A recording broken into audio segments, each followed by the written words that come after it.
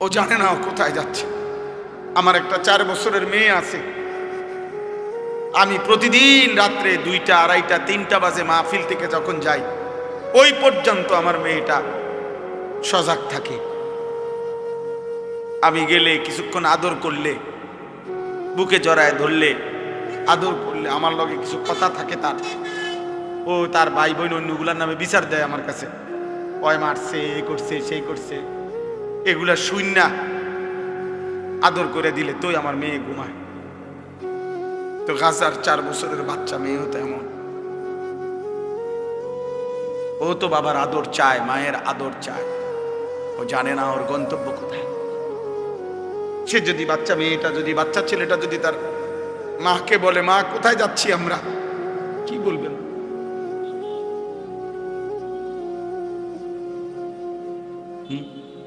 কি ভাবছো ছেলেরা? আমরা তোমাকে চেহারা দেখলেই তো বুঝি অধিকাংশই মাগরিবের নামাজ পড়ো নাই, অধিকাংশই এশার নামাজ পড়ো নাই। যুবক, চেহারা দেখলেই, চেহারার মধ্যে কোনো দয়া মায়ার চিহ্ন নাই। চেহারার চুল দেখলে বোঝা যায় না মুসলমানের বাচ্চা না বেঈমানের বাচ্চা। চুল দেখলে বোঝা যায় না। প্রতিদিন যত্ন করে 300 টাকা খরচ করে, সপ্তাহে 15 দিনে, 1 মাসে 300-500 টাকা খরচ করে, আহা মুসলমান বেঈমানের মতো, ওই কুত্তাদের মতো, মুশরিকের মতো চুল রাখতেছ। একজন চুল কাটার পিছনে সময় ব্যয় করতেছে ঘন্টার পর ঘন্টা। অথচ 12 কিলোমিটার পায়ে হাইটা, পত্রিকা আসছে 12,000 একটা বাচ্চা 12 কিলোমিটার পায়ে হাইটাও একটা রুটি পায় নাই। এরপরে যখন একটা রুটি নিচে ফিরে আসতেছিল যখন, তখন বুলেটের আঘাতে ওই বাচ্চাটা ঝাঁঝরা হয়ে গেছে। ক্ষুধার্ত কিশোর নওজোয়ান ভাই, মহব্বত করে আসছো, আমরা বুঝি, ভালোবেসেই আসছো। তো মনে করো আমারে মহব্বত করে আসছো, তো এটার মাকসাদ কি? যে উনি কোরআন সুন্নাহর কিছু কথা বলবে, এগুলো আমি শুনবো, এই নিয়তেই আসছো। তাহলে আয়সা যদি তামসা করো, তাহলে আসলা কেন ভাই? আয়সা যদি তুমি মোবাইল নিয়েই ব্যস্ত থাকো, তো আসলা কেন ভাই? আয়সা যদি তুমি বুট বাদামি খাও, তো আসলা কেন? বুট বাদাম কি পৃথিবীতে আর কখনো মিলবে না? বুট বাদাম কি বেচা কিনা আজকেই শেষ? কথা বলেন না। তাইলে শুধু শুধু এটা তো একটা ম্যাজিক না যে সার্কাস দেখাইলাম, আমি আইলাম, আমরা দেখলেন, এটা তো কোনো কথা না বাপ। আমি এই জন্যই বললাম, দয়া করে সমস্ত ছেলে বাবা সবার কাছে অনুরোধ, আল্লাহর কথা মনোযোগ দিয়ে শুনতে হবে। চোখের দিকে তাকাইয়া শুনলে বরকত। চোখের দিকে তাকাই, হাদিসে স্পষ্ট আছে সাহাবায়ে কেরাম এভাবে আল্লাহর নবীর কথা শুনতেন যেন তাদের গর্দান থেকে মাথাটা আলগা করে রাখছে। অর্থাৎ মাথা থাকলে না নড়ত, এমন নিশ্চুপ এবং এমন মনোযোগ যে মনে হয় যেন মাথাই নাই। আবার কোন হাদিসের মধ্যে আছে কাআন্না আলা রুউসিনা তাইর। আপনারা এখনো ওইদিকে, ছেলেরা দেখো ওইদিকে জায়গা আছে, বাবা যাও, মানে দাঁড়াইয়া থেকে কষ্ট হবে, কিচ্ছু বুঝতা না, দাঁড়াইয়েই থাকতে পারবা। সে ওই 10 টাকার বুট খাইতে খাইতে বাজ যাবে গাড়ি।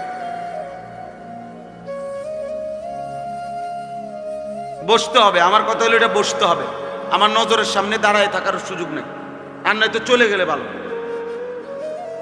মাদ্রাসার বড় ছাত্র ভাইদের দেন ওপরে টাইকা ঢুকা বসাইতে সবাই,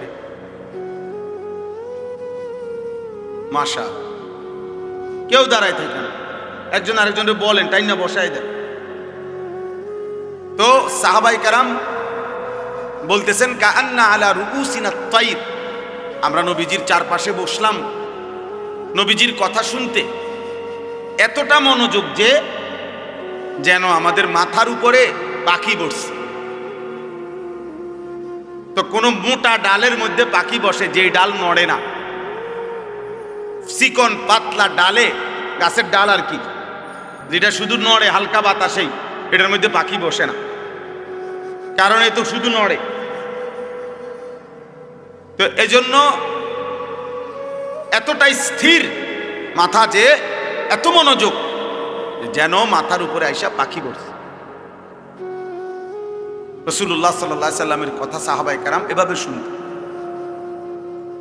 শুনতেন। হাদিসের মধ্যে আছে রাসূলুল্লাহ সাল্লাল্লাহু আলাইহি সাল্লাম আসরের নামাজের আগে একদিন মসজিদে নববীতে দাজ্জালের ব্যাপারে বয়ান করছেন। দাজ্জালের, শেষ জামানার সবচেয়ে বড় বিপদ, ফিতনা। একজন ইমানদারের উপরে সবচেয়ে বড় বিপদ হলো, ইমানের সবচেয়ে বড় পরীক্ষা হলো দাজ্জালের ফিতনা। নবী সাল্লাল্লাহু আলাইহি ওয়াসাল্লাম বলছে, মা বাইনা খালকে আদম ইলা কিয়ামিস সাআ আকবারা মিন ফিতনাতিদ দাজ্জাল। আদম সৃষ্টির পর থেকে কিয়ামত পর্যন্ত একজন মুমিনের জন্য দাজ্জালের চাইতে বড় কোনো ফিতনা নাই। নবী সাল্লাল্লাহু আলাইহি ওয়াসাল্লাম বলছেন। এই দাজ্জালের ব্যাপারে নবীজি আসরের নামাজের আগে বয়ান করছেন সাহাবাদের কাছে। দাজ্জালের সবচেয়ে বড় বিপদ হলো দাজ্জাল মানুষকে ঈমান হরণ করে কোটি কোটি মুসলমানকে মাত্র 40 দিনের মধ্যে বেঈমান কাফের বানায় ফেলবে। একেবারে প্রকাশ্য কাফের, আচরণগত কাফের না, ডাইরেক্ট কাফের। কাফের বানায় ফেলে। আর কোন মানুষের জন্য ঈমান হারা হওয়া সবচেয়ে বড় বিপদ। বাদ 2 বেলা না খাইলে কোনো সমস্যা নাই, মাটির ঘরে থাকলেও কোনো সমস্যা নাই, বিছনা খাট পালং সবার সমান না হইলেও অসুবিধা নাই, কিন্তু ঈমান হারা হইলে বড় অসুবিধা। ঈমান হারা হয়ে কবরে গেলে অনন্তকালের জন্য জাহান্নামেই জ্বলতে হবে, আর কোনদিন মুক্তি মিলবে না। খালিদিনা ফিহা, অনন্তকাল। তো আল্লাহর নবী সাল্লাল্লাহু আলাইহি সাল্লাম এই দাজ্জালের ব্যাপারে সাহাবাদেরকে বর্ণনা করছেন আসরের নামাজের আগে। আর মিসলে আউয়ালে আসরের নামাজ পড়িলে মাগরিব পর্যন্ত, এখনো সৌদি আরবে আসরের নামাজের শুরু ওয়াক্ত নিয়ে উলামায়ে কেরামের মধ্যে একটু ইখতিলাফ আছে। আমাদের হানাফি মাযহাব মতে এবং অন্য মাযহাব মতে। তো ধরে নিলাম, তো সাহাবায়ে কেরাম আসরের নামাজ পড়ে নবীজি সাল্লাল্লাহু আলাইহি সাল্লামের সাথে, নবীজি সাল্লাল্লাহু আলাইহি সাল্লাম মসজিদ থেকে বের হইছেন, নিজের ব্যক্তিগত কাজ সেরে মাগরিবের নামাজের পূর্বে নবীজি আবার মসজিদে আসছেন। কিন্তু এই 2-2.5 ঘন্টা টাইমে নবীজি ফিরে এসে দেখছেন ওই আসরের নামাজের আগে সাহাবাদের যাকে যেখানে দেখছিলেন বসা, সে হুবহু ওইখানেই বসে আছে, এক সুতা নড়েও নাই। আল্লাহর নবী সাল্লাল্লাহু আলাইহি সাল্লাম অবাক হয়ে গেছে, আরে তোমরা এত লম্বা টাইম আসরের পরে বের হও নাই, তোমরা মসজিদেই বসে রইছো, এখানেই যার যার জায়গায়। এই কথাটা বলতেছিলাম আমি। সাহাবায়ে কেরাম উত্তর দিলেন, ইয়া রাসূলুল্লাহ সাল্লাল্লাহু আলাইহি সাল্লাম, আসরের নামাজের পূর্বে আপনি দাজ্জালের ব্যাপারে যে বয়ান করছেন, এতে করে আমাদের কলিজার মধ্যে এমন ভয় ঢুকছে, মনে হচ্ছে মসজিদ থেকে বের হলেই দাজ্জাল ঈমানটা নিয়ে নিবে। এই ভয়ে যে যেখানে আছি এখানে বসেই রইছি, মাগরিবের আজান পর্যন্ত আর উঠি নাই, যেন দাজ্জাল ঈমানটা না নেয়। এই ছিল সাহাবায়ে কেরামের মনোযোগ, সাহাবায়ে কেরামের বুঝ এবং সাহাবায়ে কেরামের আমল। যে এখন শুনছে, অথচ তারা জানে নবীজির হায়াতে দাজ্জাল বের হবে না, নবীজি বলছে, কিন্তু এরপরেও এতটা ভয় করছেন। এজন্য দোস্ত, কোন বক্তা আসলো, সবাই মিলে হুড়াহুড়ি করে দেখে গেলাম, সবাই যার যার মতো ফিরে গেলাম, যে যেমন আছে তেমনই রয়ে গেলাম। প্রিয় ভাই আমার, এতে তেমন কোনো ফায়দা নাই। জনপ্রিয়তা একটি ধোঁকা, এটা ধোঁকা, এটা অজব, আত্মমুগ্ধতা, তরিকতের ভাষায়, তাসাউফের ভাষায় এটা অন্তরের একটি মন্দ রোগ।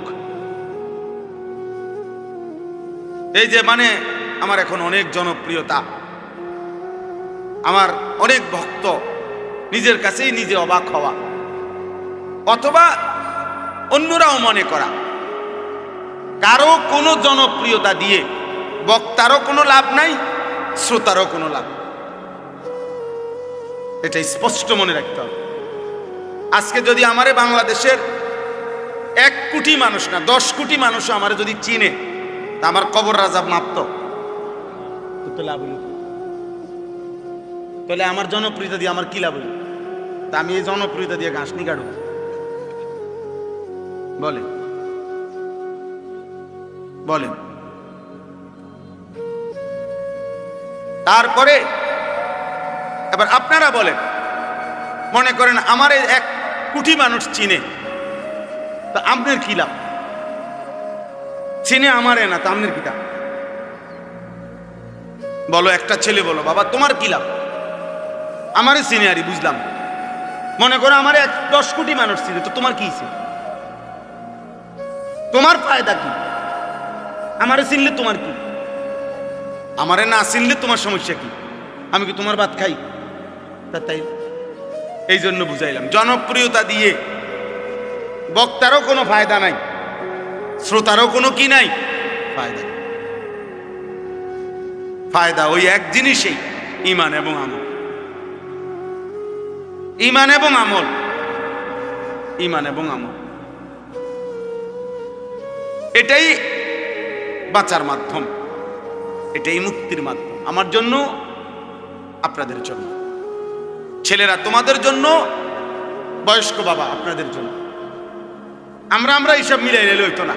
আমি আপনার উপরে খুশি, আপনি আমার উপরে খুশি, তাহলে তো আমরা মিলে দিলে ব্যস্ত নাকি? হ্যাঁ, না না, মিলে দিলে কুমিল্লা, ব্যস্ত না। আমাদের দেশে কয় মিলে দিলে কুমিল্লা। তার মানে আপনি আমারে টাকা 500 দিচ্ছেন, আমি আপনার চা বন খাওয়াইছি, আমরা মিল্লা গেলে হবে না। আমাদের প্রত্যেককেই আলাদা আলাদা। ওয়া কুল্লুহুম আতিহি ইয়াউমাল কিয়ামাতি ফারদা। আল্লাহ তাআলা বলেন, তোমাদের প্রত্যেককেই কিয়ামতের দিন আমি আল্লাহর সামনে একজন একজন, ফারদান আই ওয়াহিদান, আমি আল্লাহর সামনে এসে দাঁড়াতে হবে। ওয়া কুল্লুহুম আতিহি ইয়াউমাল কিয়ামাতি ফারদান আই কি ওয়াহিদান, একজন একজন, একজন একজন, একজন একজন। বাপ সন্তানের সাথে আসবে না, সন্তান বাবার সাথে আসবে না, স্বামী স্ত্রীর সাথে আসবে না, স্ত্রী স্বামীর সাথে আসবে না, ভাই বোনের সাথে যাবে না, বোন ভাইয়ের সাথে আসবে না, বন্ধু বন্ধুর সাথে আসবে না। ইয়াউমা ইয়াফিরুল মারউ মিন আখিহি ওয়া উম্মিহি ওয়া আবিহি ওয়া সাহিবাতিহি ওয়া বানিহি। ভাইয়া অন্যদিকে তাকায়ও না ভাই, ওরা বসবে, যারা বসার তারা বসবে। নওজোয়ান এদিকে তাকাও।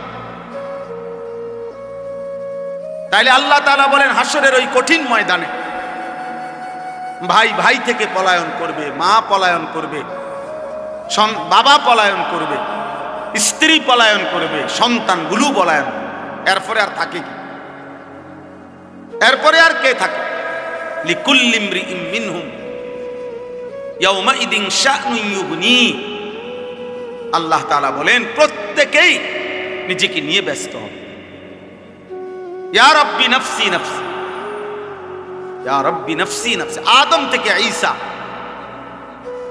১৬ লাখ আম্বিয়া, ১৬ লক্ষ নবী কিংবা বেশি কম, এক বন্ধু ব্যতীত, এক মদিনার বন্ধু ব্যতীত সমস্ত আম্বিয়ায়ে কেরামও বলবে, ইয়া রাব্বি নাফসি নাফসি।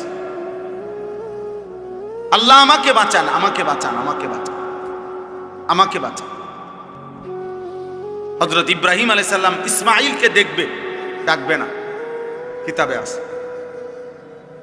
হযরত ইয়াকুব আলাইহিস সালাম ওনার ছেলে ইউসুফ আলাইহিস সালামকে দেখবে, কিন্তু ডাকবে না। অথচ এটা সেই ইউসুফ দুনিয়ার হায়াতে, যিনি এই ছেলের ভালোবাসায় 40 বছর চোখের পানি ফেলছে। ওয়াবিয়াদ্দাত আইনাহু মিনাল হুজন ফাহুয়া কাযীম। কোরআনে আল্লাহ বলছে ইউসুফের বিরহে কানতে কানতে ইয়াকুবের দুইটা চোখ সাদা হয়ে গেছে, অন্ধ হয়ে গেছে।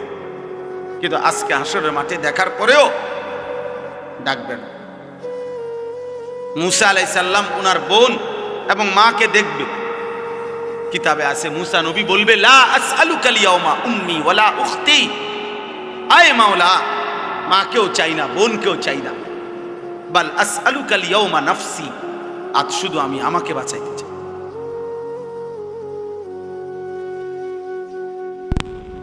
জিব্রাইলের মতো ফেরেশতাও বলবে ইয়া রাব্বি সাল্লিম সাল্লিম, আয় আল্লাহ আমাকে নিরাপদ রাখেন, আমাকে। রব্বি লা তুখজিনি ইয়াউমা ইউবআসুন। ইব্রাহিম আলাইহিস সালামের মতো নবী কোরআনে আছে, আল্লাহ বলছেন, আল্লাহর কাছে দোয়া করছেন ইব্রাহিম নবী, যায় আল্লাহ কিয়ামতের দিন যখন সবাইকে কবর থেকে উঠাবেন সেদিন আমারে বেইজ্জতি করেন।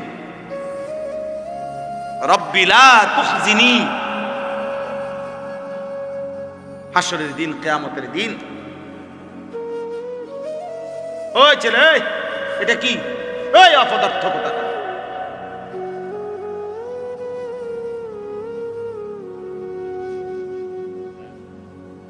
রব্বি লা তুখজিনি ইয়াউমা ইউবআসুন, আল্লাহ হাসরের ওই কঠিন দিনে আমারে বেইজ্জতি করবেন। ইব্রাহিম আলাইহিস সালামের মতো নবী বলছে ভাইয়া তুমি কে আমি কে, তুমি আমি কে। আল্লাহ তাআলা কোরআনুল কারীমের মধ্যে বারবার বলছে বন্ধু আমার আপনি আখিরাত দিবসের ভয় দেখান, ওয়া আনযিরিন নাস, মানুষকে আপনি ভয় দেখান, আখিরাতের ভয় দেখান। কোরআনুল কারীমের মধ্যে আছে আখিরাত হাসরের ময়দানের আযাব দেখে জাহান্নামী বলবে রব্বানা আখিরনা ইলা আজালিন করিব নুজিব দাওয়াতাকা ওয়া নাত্তাবি'র রুসুল। আল্লাহর কাছে বলবে নাফরমান যে আল্লাহ দুনিয়ায় একটু সময়ের জন্য ফেরত যেতে দেন, এবার যদি দুনিয়ায় ফিরতে পারি আপনার সব কথা মেনে নেব, আপনার রসুলের কথাগুলো মেনে নেব। আল্লাহ তাআলা বলবেন না বান্দা, ইতিপূর্বে দুনিয়ায় থাকাকালীন তুমি ভেবেছিলে এমন একটা হাসরের দিন হবে না, আর তুমিও মনে করছিলা তোমার এই সুখ আর নিয়ামত, তোমার এই মাতবুরি আর অহংকার, তোমার এই যৌবন আর সুস্থতা, মা লাকুম মিন যাওয়াল, এগুলো আর কোনোদিন শেষ হবে না। তুমি এই ফুর্তিতে আর এই তামসাতেই, হায় নওজোয়ান তোমরা ভেবেছো এটা, তুমি আর কোনোদিন বুড়া হইবে না। তুমি ভেবেছো তুমি কোনোদিন হাড্ডি গোশত তোমার আর কোনোদিন দুর্বল হবে না। তুমি ভেবেছো তুমি কোনোদিন কবরে যাইবা না, তুমি এটাই মনে করছো, এটাই ভেবেছো। তুমি মনে করেছো বন্ধুদের এই আড্ডা অনন্তকাল, এই রং তামাশার এই ফুর্তি অনন্তকাল। আমার কাছে কিতাব আছে ইজা ওয়াজাআত সাকরাতুল মাউত বিল হক, এটা আরবি কিতাব, এটার নামে এটাই আমি পড়ছি এখানে, এটাই আমি আলোচনা করতে চাচ্ছি অল্প একটু। ওইখানে আছে হযরত ওমর ইবনে আব্দুল আজিজ রাহমাতুল্লাহি আলাইহি, বিশ্ববিখ্যাত খলিফা ছিলেন, ইসলামের ইতিহাসের শ্রেষ্ঠ একজন মুসলিম শাসক ওমর ইবনে আব্দুল আজিজ, যাকে ইসলামের পঞ্চম খলিফা বলা হয়। অনেক বড় নেককার বুজুর্গ ছিলেন। ওই কিতাবে লিখছে উনি মাঝে মাঝে কবরস্থানে যাইতেন, আর কবরস্থানের দিকে তাকাইয়া নিজে নিজে বলতেন ইয়া মাউতু মাজা ফাআলতা বিল আহিব্বা, হে মৃত্যু, হে কবর, বলো না আমার বন্ধুদের সাথে তুমি কি করেছ, আমার বন্ধুরা কোথায়? আইনাল আহবাব আইনাল আসদিকা আইনাল জুল্লাস আইনাস সাম্মার। অর্থ হইল আমার বন্ধুরা কোথায়, আমার ভালোবাসার মানুষগুলো কোথায়? আমি যাদের সাথে বসতাম তারা কোথায়? আমি যাদের সাথে রাত জেগে গল্প করতাম আমার সেই বন্ধুরা কোথায়? তুমি তাদের সাথে কি করেছো? তারা কই এখন? হযরত ওমর ইবনে আব্দুল আজিজ বলতেন যে কবর আমাকে জবাব দিত, কবর যেন আমাকে বলে, হে ওমর ইবনে আব্দুল আজিজ, তোমার সেই বন্ধুদেরকে আমি চোখ খুলে ফেলছি, তাদের হাতের কনুই থেকে তাদের শরীর আলাদা করে ফেলছি, তাদের পা হাঁটু তাদের শরীরের গোশত হাড্ডি রেজা রেজা করে পাউডার করে মাটির সাথে মিশায় দিছি। আজ তোমার বন্ধুরা কেউ নাই, আজ তোমার বন্ধুরা কেউ নাই। এজন্য দোস্ত এটা মনে রাখো, আজকে তো ওলামায়ে কেরাম চোখের পানি দিয়ে, মহব্বত দিয়ে, ভালোবাসা দিয়ে কত আহাজারি করতেছে তোমাদের কাছে। জীবনের সবচেয়ে বড় আফসোসের বিষয় রে ভাই, একটা ছেলে হলে মনে রাখো, এর চাইতে লজ্জা, এর চাইতে দুঃখ আর কি হইতে পারে যে বছরের পর বছর, দিনের পর দিন ওলামায়ে কেরাম মুসলমানের কাছে একটু নামাজ ভিক্ষা চাইতে আছে, যে কত নামাজ পড়ে। এটা কোনো হিন্দুর কাছে বলতেছে না, এটা কোনো ইহুদিরে বলে না, মুসলমানের কাছে বলতেছে। এর চাইতে আফসোস আর কি হইতে পারে? বুঝেন না হিসাবটা? বলো ছেলেরা, বাপ, তোমরা নিজেরা পরিচয় দিচ্ছ মুসলমান, তুমি বলো তোমার বাবা মুসলমান, মা মুসলমান, তুমি মুসলমান। যতবার তোমার ধর্মের পরিচয় জিজ্ঞাসা করছে ততবারই তুমি বললা ধর্ম তোমার ইসলাম, রব তোমার আল্লাহ, নবী তোমার মুহাম্মদুর রাসূলুল্লাহ সাল্লাল্লাহু আলাইহি ওয়াসাল্লাম, কিতাব তোমার কোরআন, তুমি বললা তুমি মুসলমান। হায়, অথচ খোদার 365 দিন, এক বছর এমন পার হয়েছে যেই এক বছরে নাফরমান কোনদিন ফজরের নামাজ পড়ে না। হায় নির্লজ্জ, বেহায়া, এই অসভ্য, কেমনে নিজের পরিচয় দিলা মুসলমান? মুসলমান এত বড় জানোয়ার হয়? মুসলমান 365 দিন নামাজ পড়ে না, এটারে মুসলমান বলে? তোমার বিবেকে কি বলে? তোমার ইনসাফে কি বলে বেটা? তোমার বিবেকে কি বলে? একটা ছেলে বলো, একজন বাবা বলেন 30 বছর একজন মুসলমান সুদ খায়, এটা মুসলমানের বাচ্চা?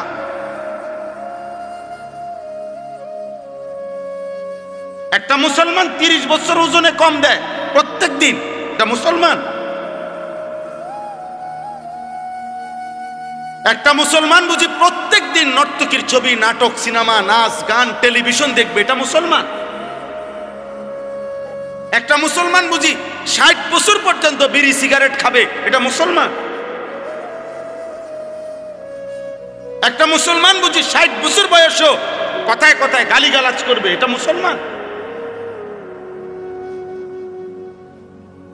ইনসাফ বলো ভাইয়া। যদি মানুষ হয়ে থাকো, জানোয়ার না হও, যদি ইনসান হও, যদি মায়ের পেটে জন্ম নিয়ে থাকো, যদি কোনো মুসলমান মার দুধ খাইয়া থাকো ছেলে, তাহলে মুসলমান এত বড় নিকৃষ্ট কেমনে হয়?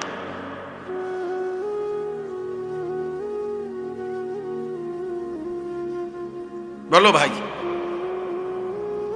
রাসূলুল্লাহ সাল্লাল্লাহু আলাইহি ওয়াসাল্লামের সাহাবী হযরতে আনাস ইবনে মালিক, বিখ্যাত সাহাবী আনাস রাদিয়াল্লাহু তাআলা আনহু, নবীজির খাদেম ছিলেন। এই সাহাবী আনাস রাদিয়াল্লাহু তাআলা আনহু ওমর রাদিয়াল্লাহু তাআলা আনহুর জামানায়, হযরতে ওমর যখন ইসলামের দ্বিতীয় খলিফা ছিলেন, তখন পারস্যে একটি যুদ্ধে মুসলিম সাহাবারা যুদ্ধের ময়দানে সাহাবায়ে কেরাম একটানা 24 ঘন্টা মানে সারা দিন যুদ্ধ করছে, সারা রাত যুদ্ধ করছে। ঘটনাচক্রে ফজরের মুহূর্তে যুদ্ধের ময়দানের অবস্থা এমন তীব্র ছিল যে কোনোভাবে চূড়ান্ত মুখোমুখি দুশ্মনে আর মুসলমানের সাহাবেরা এভাবে ভিতরে ঢুকে গেছে যে যুদ্ধের তীব্র লড়াই চলতেছিল। ওই কিতাবে স্পষ্ট সব তারিখে আছে। ফজরের নামাজ ওয়াক্ত চলে যাইতেছে, কিন্তু মুসলিম সাহাবীরা যুদ্ধের ময়দানে যুদ্ধটা শেষ করতে পারতেছে না কোনোভাবে। কিন্তু ওনারা তীব্র আক্রমণ কইরা শেষ পর্যন্ত যখন আল্লাহ মুসলমানদের বিজয় দিছে, কিন্তু ঘটনাচক্রে এরই মধ্যে সূর্য উঠে গেছে, ফজরের ওয়াক্ত শেষ হয়ে গেছে। সাহাবায়ে কেরাম সূর্য উঠার পরে গিয়া ফজরের নামাজ কাজা করছে। এই একবার আমি নিজে ইতিহাসের নির্ভরযোগ্য কিতাবে পড়ছি রে ভাই। কিতাবে আছে হযরত আনাস রাদিয়াল্লাহু তাআলা পরবর্তীতে মৃত্যু পর্যন্ত, আনাস রাদিয়াল্লাহু তাআলা লম্বা হায়াত পাইছিলেন, উনি অনেক হায়াত পাইছেন, 90-এর ঊর্ধ্বে। পরবর্তী একেবারে বৃদ্ধ অবস্থায়ও যখনই ওনার কাছে ওই যুদ্ধের ঘটনা বলতো, মুসলমানদেরকে আল্লাহ বিজয় দিছেন, উনিও ছিলেন ওই যুদ্ধে, উনি অজরে কাঁদতে শুরু করতেন কসম খোদার। তো অন্যান্যরা যখন জিজ্ঞেস করতো যে আনাস রাদিয়াল্লাহু তাআলা আনহুকে, সাহাবী আপনি এই যুদ্ধের কথা বললেন, কাঁদেন কা? এই যুদ্ধে তো মুসলমানদের পরাজয় হয় নাই, বিজয়ী হয়েছে, আপনি কাঁদেন কেন? উনি বলছে আল্লাহর কসম, এটাই তো সেই যুদ্ধ যেই যুদ্ধ জীবনে আমার একবার ফজরের নামাজ কাজা করে ফেলছে।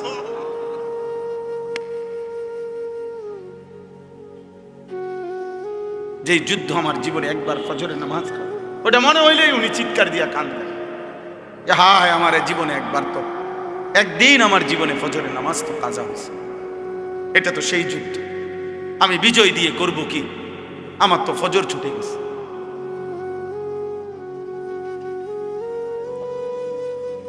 পুরা হায়াতে একদিনের একটি ফজরের নামাজ কাজা হয়েছে, ছেড়ে দেয় নাই। এর জন্য দোস্ত এই পরিমাণ কাঁদছেন যে মৃত্যু পর্যন্ত কাঁদছেন, মৃত্যু পর্যন্ত এই কথা মনে রাখছেন। 18 বছর 20 বছরের প্রিয় ভাই, কিশোর নওজোয়ান সন্তান আমার 16 বছরের সন্তান আছে, তাইলে তোমরা যাদের বয়স 16 তুমি আমার সন্তান, তুমি আমার সন্তান। আমি তোমারে বললাম 18 বছর 20 বছরের ছোট ভাই, তোকে আমি বললাম, জানতে চাইলাম তোমার কি মনে আছে মোট তোমার এই পর্যন্ত কতগুলো ফজরের নামাজ ছুটে গেছে?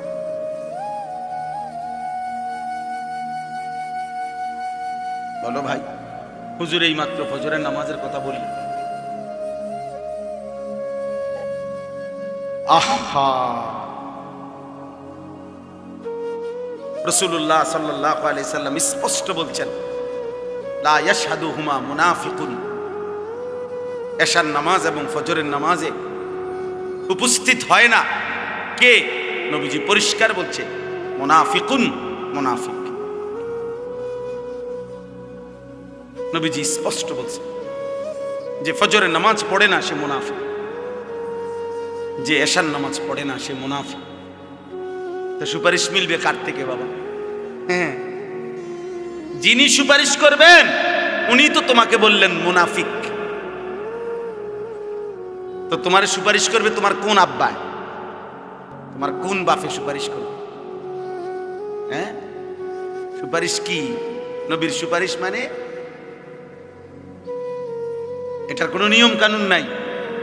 নবী সাল্লাল্লাহু আলাইহি সাল্লাম দুনিয়াতে নাফরমান মৃত্যু পর্যন্ত বিড়ি খাইতে থাকবে, আর মরলেই হাসরের ময়দানে নবী সুপারিশ করে জান্নাত, এই তো না?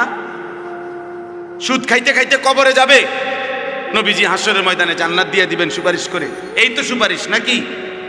কথা বলেন না কেন? এই সুপারিশ। তুমি যুবক নারী দেখতে দেখতে, উলঙ্গ ছবি দেখতে দেখতে, আরে নাফরমান বেনামাজি এই সেজদাবিহীন কপাল নিয়ে তুমি কবরে যাইবা, আর নবী তোমারে সুপারিশ করে জান্নাত দিয়ে দিবে, এইটা নিয়ে সুপারিশের অর্থ। কে বলছে এই কথা? কোনো নিয়ম কানুন নাই, কোনো কাগজপত্র নাই, কোনো ফাইলপত্র নাই। আহ আহ আহ, ধোকা দিছে অনেকের, যে কতক্ষণ ডুললে আর গজল গাইলে আর দুইয়ান দুইয়ান জিলাপি খাইলে আর মুখে শুধু কইবা বিড়ি খাও আর সিগারেট খাও, সুদ খাও আর ঘুষ খাও, বেড়ি তোমার পর্দা করুক বা না করুক, হালাল হারাম মানো আর না মানো, শুধু কইবা নবীরে ভালোবাসি। এটা মুখে কইলে সারব, এটা মুখে কইবা শুধু, এটা মুখে শুধু বলবা, গুনাহ ছাড়তে হবে না, বন্দেগী করতে হবে না, এমনি এমনি সুপারিশ হয়ে যাবে। সুপারিশের মানে এই হাউজে কাউসারের পানি, আপনি সাপকলের পানি আপনি সিপ দিবেন আর পানি পড়ে যাব। এটার জন্য কোনো কাগজপত্র দেখাইতে হবে না, এটার জন্য কোনো আমলনামা দেখাইতে হবে না। তাহলে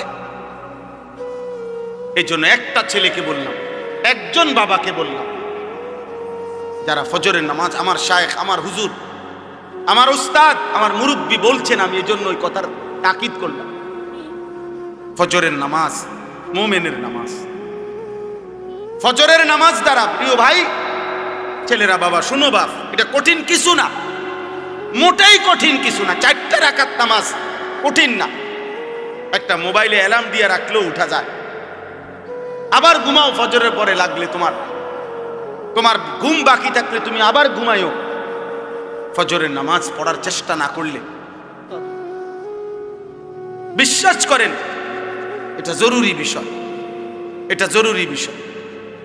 ফজরের নামাজ অভ্যস্ত হইতেই হবে। রাসূলুল্লাহ সাল্লাল্লাহু আলাইহি ওয়াসাল্লাম বলছেন এটা, যে ফজর পড়ে না সে মুনাফিক। হযরত আব্দুল্লাহ ইবনে ওমর রাদিয়াল্লাহু তাআলা আনহুমা বলছেন, নবীজির জামানায় ফজরের নামাজের অনুপস্থিতি দেখে আমরা মুনাফিক চিনতাম। হযরত আব্দুল্লাহ ইবনে মাসউদ বলছে, নবীজি সাল্লাল্লাহু আলাইহি সাল্লাম কারো ঈমানের ব্যাপারে সন্দেহ করলে তাকে ফজরের নামাজে তালাশ করতেন। যদি ভাবতেন সে মুনাফিক কিনা, তাহলে তাকে ফজরের নামাজে তালাশ করতেন। 2 দিন 3 দিন ফজরে অনুপস্থিত দেখলে নবী বলতেন, হ্যাঁ আমি এমনটাই ভাবছিলাম যে আসলে সে মুমিন না মুনাফিক। এই জন্য দোস্ত, সব ছেলেরে বলি, প্রিয় ভাই আমার এই কথা মনে রাখো, জুমার নামাজ দিয়া, জুমার নামাজের অনেক ফজিলত, কিন্তু জুমার নামাজের মাধ্যমে মুমিন এবং মুনাফিক চিহ্নিত হয় না ফজরের নামাজ দিয়া। ফজরের নামাজ, ফজরের নামাজ, তুমি তো মনে করছো জুমার নামাজ, না না, জুমার নামাজের নেকি আছে অনেক, কিন্তু তুমি মুমিন নাকি মুনাফিক এটা পার্থক্য করার প্রমাণ, মাপকাঠি হলো ফজরের নামাজ। ফজরের নামাজ। এজন্য হযরত আব্দুল্লাহ ইবনে মাসউদ বলছেন, রাসূলুল্লাহ সাল্লাল্লাহু আলাইহি সাল্লামের জামানায় চিহ্নিত মুনাফিক যারা, মানে বাস্তবিকে যারা সবাই জানতো মুনাফিক, মানুষের মধ্যে অনেক মানুষ আছে গ্রামে এলাকায় সিল মারা, এটা যে চিহ্নিত সুদখোর, এটা মানুষ চিনে, এমন আছে না? চিহ্নিত ডাকাত, চিহ্নিত হারামখোর, এটা মানুষ চিনে কিনা বলে? এরকম 2-4 জনের নামে সিল লেগে যায় মানুষের, মানুষ চিনে যে এতে একবার চিহ্নিত জুয়ারি, নেশাখোর, এতে গাঁজাখোর, সবাই জানে। সকল থানার মধ্যে, প্রত্যেক থানায় আপনার ওই এলাকার চিহ্নিত সন্ত্রাসী, চাঁদাবাজ, চোর, ডাকাত, ছিনতাইকারী, নেশাখোর, গাঁজাখোর, ফুট্টাখোর, বাবাখোর, ডাইলখোর, হারামখোর, এগুলোর তালিকা আছে, সম্ভাব্য তালিকা এগুলো আছে, এগুলোর ফাইল থাকে, তুমি জিগাও গিয়া। তো হযরত আব্দুল্লাহ ইবনে মাসউদ বলেন, নবীজির জামানায় এরকম যারা চিহ্নিত মুনাফিক, মানুষে জানতো ভিতরে ভিতরে যে সে মুনাফিক, কিন্তু সে তার মুনাফিকি ঢাকবার জন্য তিনি বলেন যে ওই চিহ্নিত মুনাফিকরাও ফজরের নামাজের জামাতে আসে, যাতে মানুষ স্পষ্ট মুখের উপরে মুনাফিক না বলে, পিছে পিছে কয় কিন্তু সামনাসামনি যেন না বলে, এই জন্য ফজরের নামাজে আসত। আব্দুল্লাহ ইবনে উবাই মদিনার মুনাফিকদের সর্দার ছিল, সে প্রথম কাতারে নামাজ পড়ত যাতে মানুষে মুনাফিক না ডাকে। এই জন্য দোস্ত অনুরোধ করলেন, ফজরের নামাজ বিজয়ের নামাজ, ফজরের নামাজ ইনকিলাব, পরিবর্তনের নামাজ। আজকে জন্য আমার হুজুরের ওই কথার থেকে আমিও গুরুত্ব দিলাম। তোমরা একটা একটা ছেলে, মনের আমার কাছে কিতাব আছে গাড়িতে, আরবি মোটা কিতাব, ওই কিতাবের মধ্যে লিখছে ইহুদিদের ধর্মগ্রন্থ তাওরাতের মধ্যে আছে, এই কথাটা মনোযোগ দিয়ে শোনো, ইহুদিদের তাওরাত কিতাবের মধ্যে আছে মুসলমানদের ওই জামাত, মুসলমানদের ওই দলের দ্বারা ইহুদিদের চূড়ান্ত পতন হবে, ইহুদিরা চূড়ান্ত ভাবে ধ্বংস হবে। কিতাবে লিখছে তাওরাতের ভবিষ্যৎবাণী হলো আল্লাযীনা কানু ফি সালাতিল ফজর কাসালাতিল জুমআ, মুসলমানদের যেই জামাত ফজরের নামাজে ওই পরিমাণ, জুমার নামাজে যেই পরিমাণ। কসম খোদা, ফজর আর জুমা বরাবর না হলে ওই দলের হাতে, ওই ব্যক্তিদের হাতে ইহুদিদের পতন হবে না, বরাবর হইতে হবে। এখন আমাদের জুমার নামাজ আর ফজরের নামাজ বরাবর, আরে মুসল্লি বরাবর 50, 4 ভাগের 1 ভাগ। আমাদের বিজয় অনেক দূরে, আমাদের বিজয় এখনো অনেক দূরে, আমাদের বিজয় এখনো অনেক দূরে। আমাদের বহু মেহনত, আরো রক্ত ঝরাইতে হবে, আমাদের আরো চোখের পানি পড়বে বাপ। আজ তো শুধু গাজাবাসী কাঁদতেছে, আজ তো শুধু ফিলিস্তিনের মজলুম কাঁদতেছে বাপ। গতকালকে রাত্রেরও খবর হলো প্রায় 4.5 লক্ষের চাইতে বেশি ফিলিস্তিনি ছোট ছোট মাসুম বাচ্চা নিয়ে বাড়ি ঘর ছেড়ে দিয়ে অজানা উদ্দেশ্যে, আজকের খবর সব পত্রিকার খবরে আসছে, কারো কোনো গন্তব্য নাই, কোথায় যাবে জানে না, পথে পথে হাঁটতেছে খালি পায়ে, একজোড়া জুতাও নেই। আজকে রাতে মানে গতকাল রাতে নৌবহর যেই জাহাজ সমুদ ফ্লোটিলা, অর্থাৎ এক বিশাল নৌবহর, অনেক দেশের সম্মিলিত মানুষ, আমাদের বাংলাদেশেরও একজন আছে, যারা ফিলিস্তিনে সাহায্যের জন্য যাচ্ছিল, তাদেরকে আটকায় রাখছে, বাধাগ্রস্ত করছে। কোনোভাবেই এই সভ্য পৃথিবীতে, আধুনিক পৃথিবীতে ভাইয়া, কোনোভাবেই মুসলমানদের রক্ত থামছে না। এই বেঈমান অকাতরে ইসরায়েলের ওই বেঈমান ধ্বংস করে দিচ্ছে। এই পর্যন্ত 65, মাত্র 2 বছরে 65,000-এর চাইতে বেশি মুসলমান শুধু গাজার শাহাদাত বরণ করছে। প্রিয় নওজওয়ান, তোমরা মোবাইল দেখো, তোমাদের আর মোবাইলের নেশা শেষ হইল না। তোমরা নারী দেখো বাবা, তোমরা উলঙ্গ ছবি দেখো, তোমরা আর আল্লাহকে সেজদা দিও না, কারণ তোমাদের আল্লাহও লাগবে না, তোমাদের মরণও লাগবে না।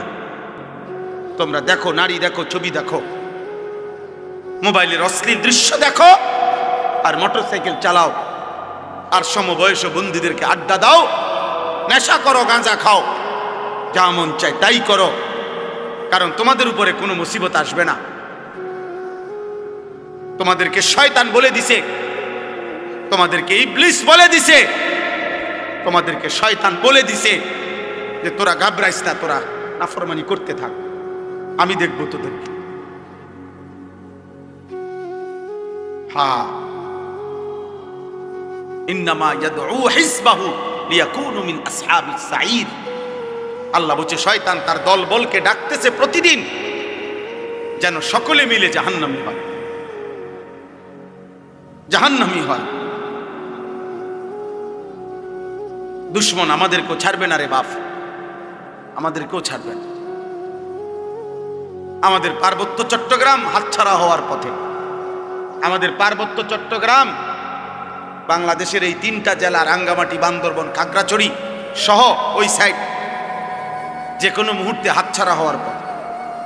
এই যে এই পরিমাণ একটি ঘটনাকে কেন্দ্র করে খাগড়াছড়িতে আজকে কয়দিন টানা 24 ঘন্টা মারামারি, হানাহানি, গোলযোগ, আগুনে পুরানো হচ্ছে বাংলাদেশে। বাংলাদেশ যে কোনো কেউ বাংলাদেশের ম্যাপ কে বুঝবো, কারে বুঝাইবো? মোবাইল টিপাই তো তোমার সময় হয় না, বুঝবা কিতা? বাংলাদেশের মানচিত্র দেখলেই বোঝা যাবে এই কোনা দিয়া পার্বত্য চট্টগ্রাম। এটা এমন একটা জিনিস যেটা কেচি দিয়ে যদি এমনি কাইটা দেয় এটা আলাদা হয়ে যাবে, বাকি এটা থাকবে।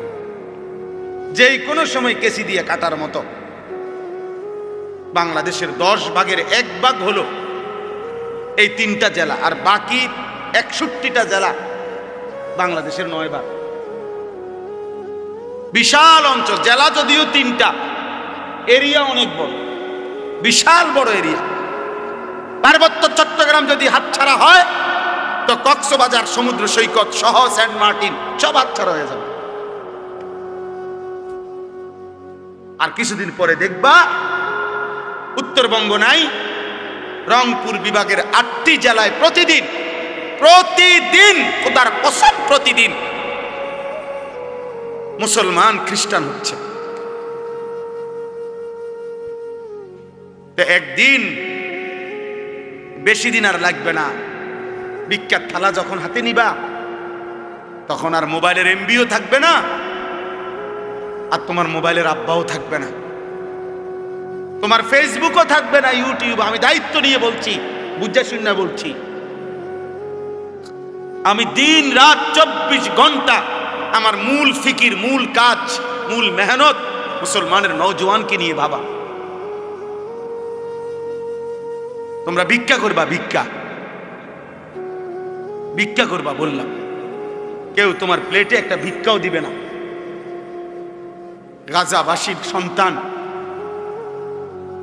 তুমি দেখো আজকের খবর নাও, ওরা জানে না, ওরা এই ছোট ছোট বাচ্চা, এক এক বাচ্চার কাঁধের মধ্যে, পিঠের মধ্যে, হাতের মধ্যে বাটি, বক্স, গাঁটটি, কত কিছু বোঝা, পায়ে জুতা নাই। ও জানে না ও কোথায় যাচ্ছে।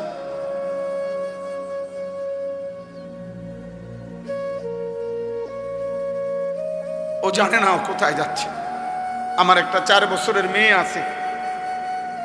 আমি প্রতিদিন রাত্রে 2টা, 2:30, 3টা বাজে মাহফিল থেকে যখন যাই, ওই পর্যন্ত আমার মেয়েটা সজাগ থাকে।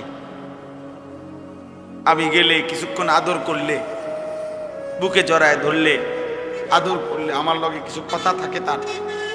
ও তার ভাই বোন অন্যগুলার নামে বিচার দেয় আমার কাছে, ওই মারছে, এই করছে, সেই করছে। এগুলা শূন্য আদর করে দিলে তুই আমার মেয়ে ঘুমায়। তো গাজার 4 বছরের বাচ্চা মেয়েও তেমন। ও তো বাবার আদর চায়, মায়ের আদর চায়। ও জানে না ওর গন্তব্য কোথায়। সে যদি বাচ্চা মেয়েটা, যদি বাচ্চা ছেলেটা যদি তার মাকে বলে, মা কোথায় যাচ্ছি আমরা, কি বলবেন?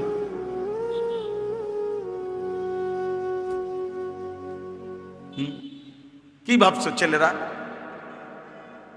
আমরা তোমাকে চেহারা দেখলেই তো বুঝি। অধিকাংশই মাগরিবের নামাজ পড়ো নাই, অধিকাংশই এশার নামাজ পড়ো নাই। যুবক, চেহারা দেখলেই, চেহারার মধ্যে কোনো দয়া মায়ার চিহ্ন নাই। চেহারার চুল দেখলে বোঝা যায় না মুসলমানের বাচ্চা না বেঈমানের বাচ্চা। চুল দেখলে বোঝা যায় না।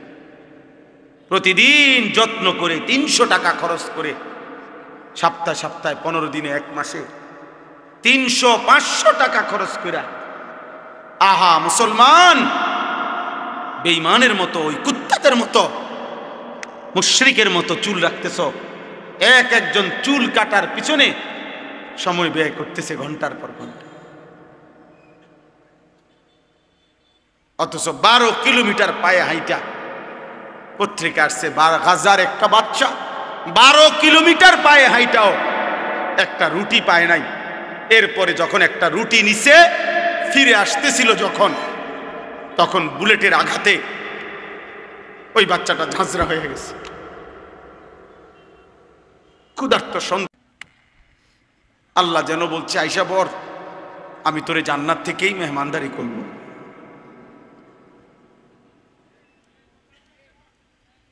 আমি তোকে জান্নাত থেকেই মেহমানদারি করব।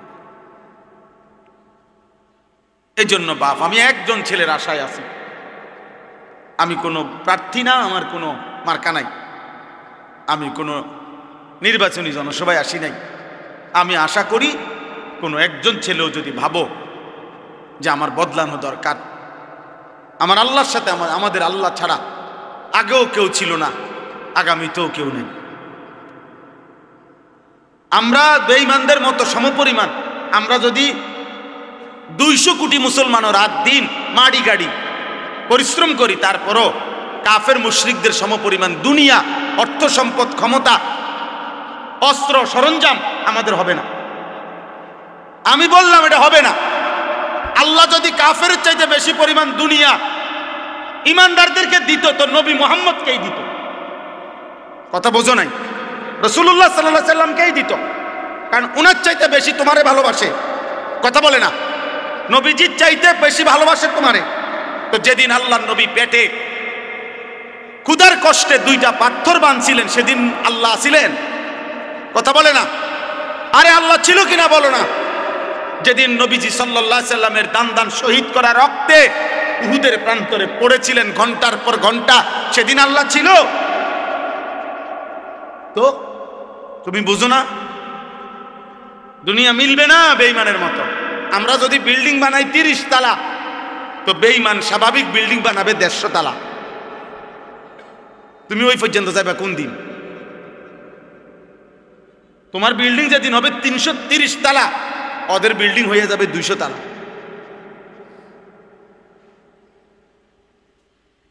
হ্যাঁ, এই জন্য হবে না। আমাদের মাধ্যম একটাই, আমাদের আল্লাহ। আমাদের মাধ্যম, আমাদের সম্পর্ক, আমাদের রাত গভীরের কান্না, আমাদের চোখের পানি, আমাদের সাধ্যমতো প্রস্তুতি এবং আল্লাহর মদদ, এটাই আমাদের বিজয়ের মাপকাঠি। তাহলে এখন আমার দুঃখের কথা এটাই শুধু, যে না আমাদের কাছে সমপরিমাণ কাফের মুশরিকদের সমপরিমাণ অস্ত্র ক্ষমতা কিছুই নাই। আবার আমরা আল্লাহর সাথে সম্পর্ক ছিন্ন করে ফেলতেছি। নামাজও পড়ি না, রোজাও রাখি না, হারাম করে যে 30 বছর হারাম খায়। এটা কি সুদখোর? প্রতিদিন হারাম খাচ্ছে, প্রত্যেক দিন ওজনে কম দেয়। যার স্ত্রী বেপর্দা, এই অসভ্য মহিলা প্রতিদিন বেপর্দা। যার ঘরে টেলিভিশন চলে, তার ঘরে প্রত্যেক দিন নাটক, সিনেমা, নর্তকীর ছবি চলে। কিরে ভাই, আল্লাহর সাথে আমরা এইভাবে সম্পর্ক বিচ্ছিন্ন করলাম কেন? তাহলে আল্লাহর সাথেও আমরা সম্পর্ক ছেড়ে দিলাম। তোমরা ছেলেরা নামাজও পড়ো না, সেজদাও করো না, আবার দুনিয়ায় বাঁচবার জন্য কাফেরদের সমপরিমাণ অস্ত্র ক্ষমতা সম্পদ এটাও তো তোমাদের নাই। তো টিকবা কেমনে? না আল্লাহ আছে তোমার, না তোমার দুনিয়াবি সম্পত্তি আছে, তো কিছুই তো নাই। তো তুমি বাঁচবা কেমনে? আগামী দিনে টিকবা কেমনে? তোমরা আগামী দিনে টিকবা কিভাবে? কি মনে হয় ইসরায়েল ফিলিস্তিনের সমস্ত মুসলমান হত্যা করলে আর কারো উপরে আক্রমণ করবে না? তো কথা বলে না কেন? না না না, আর করবে না। এরা বলে দিছে যে শুধু আমাদের ক্ষোভ শুধু গাজার মুসলমানের উপরে, বাকি সব মুসলমান আমাগো বন্ধু। তাহলে বলো ভাই, বলো। এই জন্য দয়া করে, আমাদের আল্লাহ ছাড়া কেউ নাই। আমাদের খবর, আমাদের কথা শুনবার মতো আমাদের আল্লাহ। আমাদের খবর নেবে একজনই, তিনি আল্লাহ। তিনি আল্লাহ। আমাদের দুনিয়া শেষ না, আমাদের মৃত্যু, আমাদের কবর, আমাদের আখিরাত, আমাদের হাসর, এটা আমাদের মূল টার্গেট। মূল টার্গেট। হাকিমুল উম্মত মুজাদ্দিদুল মিল্লাত হযরত মাওলানা শাহ আশরাফ আলী থানভী রাহমাতুল্লাহ আলাইহি ওনার মুনাজাতের মধ্যে আছে, আজীবন উনি যেই মুনাজাত করতেন আমাদের কওমি মাদ্রাসাগুলোতে শেখানো হয়, ওইখানে আছে একটা লাইন এটাও। হাকিমুল উম্মত বলতেন, কোন পৌঁছেগা হামে তেরে সওয়া, আয় আল্লাহ আপনি ছাড়া আমাদের কথা জিজ্ঞাসা করে কে, আমগো খবর নেয় কে, আমগো খবর নেয় কে। ইসরায়েলের ওই প্রধানমন্ত্রী নেতানিয়াহু দুনিয়াবি কোন দেশকে, কোন সংস্থা, কোন সংঘ কাউকে পাত্তা দেন। ওই দিন জাতিসংঘে সে যখন বক্তব্য দিতে দাঁড়াইছে নেতানিয়াহু, সব দেশের প্রেসিডেন্ট অধিকাংশই চলে গেছে সব জাতিসংঘের সদর অফিস থেকে, হলরুম থেকে, মানে তার বক্তব্যের মুহূর্তে সবাই উঠে চলে গেছে। এখন আমি মাত্র ওয়াজ করতে বইলাম, আর আপনারা যদি সব উঠটা জানগা আমার দেখা, তাহলে আমার কাছে এটা প্রেস্টিজে লাগবে কিনা? কথা বলে না কেন? আমার লজ্জা লাগবে না যে এটা ইন্নারিল্লাহ, আমার এটা করলোটা কি? এত বড় বেইজ্জতি আইন না? কিন্তু ওই বেঈমান প্রায় 100 দেশের প্রেসিডেন্ট বের হয়ে গেছে, কিন্তু সে 1 মিনিটের জন্য লজ্জিত হয় নাই, বরং সে তার পুরা বক্তব্য জাতিসংঘের সদর দফতরে সে বক্তব্য পেশ করছে এই ইসরায়েলের প্রতি, এবং সে বুঝাইছে পরিষ্কার, সারা পৃথিবী একসাথে এক মাঠে বললেও আমি গাজার উপরে 1 সেকেন্ডের জন্য আক্রমণ থামাবো না, থামাবে না বলছে। অর্থ হইল জাতিসংঘ ওরা চালায়, পৃথিবীর সমস্ত সংবাদ সংস্থা ওরা চালায়, পৃথিবীর মাল্টিন্যাশনাল আন্তর্জাতিক যত কোম্পানি ওরা চালায়, আমেরিকার প্রেসিডেন্ট ইহুদিদের সিদ্ধান্তে হয়, সারা পৃথিবীর সমস্ত কলকাঠি নাড়ে ইহুদিরা। বাহ্যিকভাবে তাদের ক্ষমতাই যে তুমি আমি যে কাউকে চাইলে মিনিটের মধ্যে গুম করে ফেলবে, পৃথিবীর থেকে নিশ্চিহ্ন করে দিবে। আর এটা আমরা মাথায় রেখেই চলি, হারায় গেলে হারায় গেলাম, অসুবিধা কি, মরে গেলে মরেই গেলাম, মরে যাওন তার কোনো শরমের কিছু না, কথা বলে না। কিন্তু ওরা কাউকে পাত্তা দেয় না। এক আল্লাহর আযাব ছাড়া, আল্লাহর ফয়সালা ছাড়া, মুমিনের চোখের পানি ছাড়া, আমাদের সম্মিলিত হিম্মত ছাড়া, আল্লাহর মদদ ছাড়া, বাহ্যিক কোন শক্তি, বক্তৃতা, বিবৃতি দিয়া এই বেঈমানরে থামানো যাবে না। ফেরাউনরে বক্তৃতা দিয়ে নি থামাইছে না মহান আল্লাহর গজব দিয়ে? নমরুদকে বক্তৃতা দিয়ে নি থামাইছে না আল্লাহর গজব দিয়ে? হ্যাঁ, তো সেই মালিককে তো বলতে হবে, আল্লাহর কাছে তো চাইতে হবে, আল্লাহকে তো সেজদা দিবে। চলো ভাই আজকে নিয়ত করি, আমরা সবাই দিল থেকে আমাদের মৃত্যু, আমাদের কবর, আমাদের আখেরাত, এটা আমাদের মূল বিষয়। সবাই মিলে নিয়ত করো। কিশোর ছেলেরা, আমার আশা ভরসার এক কেন্দ্রস্থল নওজোয়ান, তোমরা সিদ্ধান্ত নাও, এমনটা কইরো না বাপ, নিজেদেরও ক্ষতি হবে, ইসলামেরও ক্ষতি হবে, মুসলমানদেরও ক্ষতি হবে বাপ। তুমি আল্লাহ চাহে তো তোমাদের যাদের বয়স 16, 18, 20, 22 বছর, বাবা তোমরা তো আল্লাহ চাহে তো বিয়ে করবা, আল্লাহ যদি হায়াত দেয় তো, আল্লাহ যদি দেয় তোমাদেরও সন্তান হবে একদিন ইনশাআল্লাহ, আল্লাহ যদি বাঁচায় তোমাদেরকে। তুমি ভেবে দেখো বাপ, আগামী 20 বছর পরে যদি তুমি বা তোমার পরিবার, বংশধর, সন্তানের নিরাপত্তা না থাকে কি হবে বাপ? গুনাহ তো আযাব টেনে আনে। কোরআনুল কারীমে আছে কিনা, আল্লাহ এটা বারবার বলছি কিনা, আমাদের সমস্ত আযাব গজব দুনিয়াতে যা হয় কিসের কারণে? গরু ছাগলের গুনার কারণে। কার গুনাহ? কার গুনাহ বলেন না? মানুষের। বিমা কাসাবাত আইদিন নাস, মানুষের হাতের কামাই। বিমা কাসাবাত আইদিকুম, আল্লাহ বলছে তোমাদের হাতের কামাই। আমাদের গুনাহ না গরু ছাগলের গুনাহ? গরু ছাগলের তো কোনো গুনাহই নাই, কুকুর বিড়ালের তো কোনো গুনাহই নাই। আমাদের গুনাহ আমাদের উপরে আযাব আনবে। নবীজি বলছে তোমাদের গুনাহ তোমাদের উপরে আগুনের বৃষ্টি আনবে, খোদার কসম হাদিস। তোমাদের গুনাহ তোমাদের জন্য ভূমিকম্প টেনে আনবে, তোমাদের গুনাহ তোমাদের মাটি ধসায় দিবে, তোমাদের গুনাহ তোমাদের চেহারা বিকৃত করে দেবে, তোমাদের গুনাহ তোমাদের উপরে পাথরের বৃষ্টি বর্ষণ হবে। হ্যাঁ, ফারতাকিবু ইনদা যালিকা রিহান হামরা ওয়া জালজালাতান ওয়া খাসফান ওয়া মাসখান ওয়া কাসফান। আল্লাহর নবী সাল্লাল্লাহু আলাইহি সাল্লাম বলেছেন কিয়ামতের পূর্ব মুহূর্তে আগুনের লাল বৃষ্টি হবে, জালজালাতান ভূমিকম্প হবে, খাসফান ভূমি ধসিয়ে দেওয়া হবে, মাসখান চেহারা বিকৃত করা হবে, কাসফান পাথরের বৃষ্টি বর্ষণ হবে। ওয়া আয়াতিন তাতাবাউ কানিজামিন কুতিয়া সিলকুহু। নবীজি বলেন একটার পর একটা এভাবে আযাব আসবে যেন এই তসবির দানা এখান দিয়ে কাইটা দিলে 100 দানা পড়তে মাটিতে কয় ঘন্টা লাগবে? আল্লাহর নবী খোদার কসম উদাহরণ দিয়ে বলছে কানিজামিন কুতিয়া সিলকুহু, যেমন তসবির দানা মালা যেমন কেটে ফেললে সব ফুল পড়ে যায়, মালা বানাইলে সব দানা পড়ে যায় একটার পর একটা। যদি 10 মিনিট বৃষ্টি হয় তাহলে বৃষ্টির ফোঁটা যে জমিনে পড়ে এক এক ফোঁটার মাঝখানে ব্যবধান কয় মিনিট? বুঝেন নাই কথা? বৃষ্টির ফোঁটা পড়ে যে এক ফোঁটা পড়ার কয় মিনিট পরে আরেক ফোঁটা পড়ে? অনবরত অনবরত অনবরত কিনা না ব্যবধান আছে? ব্যবধান। আল্লাহ নবী বলছে কাওয়ামাকিল কাতর, তোমাদের উপরে মুসিবত আসবে বৃষ্টির পানির ফোঁটার মতো,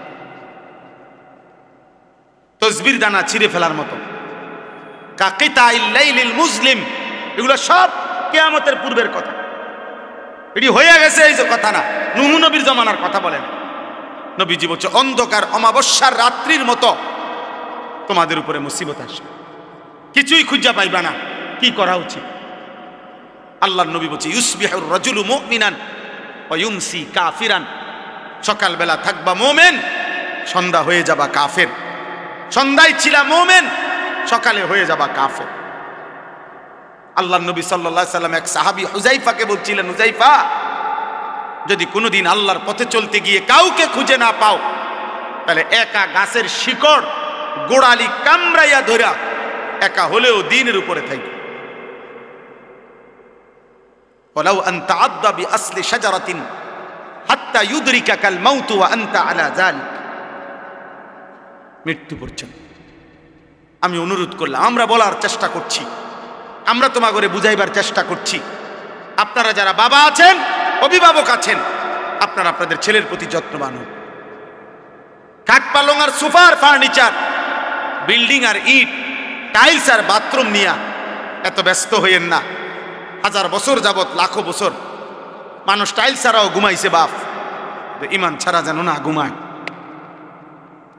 মাটির বিছানায়ও ঘুমাইলে কিছু হয় না রে বাপ, কিন্তু সেজদা ছাড়া ঘুমাইলে বিপদ হবে রে বাপ। আপনার ছেলে যদি মাটির বিছানায়ও ঘুমাইতো অসুবিধা হতো না, যদি ফজরের নামাজ পড়তো।